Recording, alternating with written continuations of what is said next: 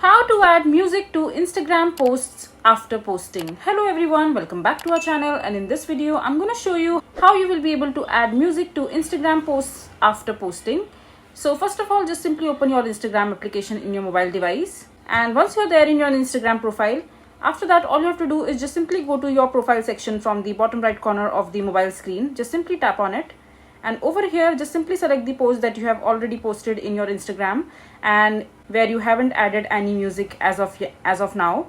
And in order to add music in that particular post, all you have to do is just simply click on the three dot menu icon right beside the post itself, and over here you will be able to see a bunch of different options, and just simply go to the edit section in order to add music to your Instagram post that you have already posted earlier. And over here you will see these blue tabs at the top of the post. Just simply click on add music from there, and over here you will get the option to add music, and you will have the option for different kind of music that you can choose from. And you can also browse the music as per your liking, and you can also go ahead and search the music as per your liking.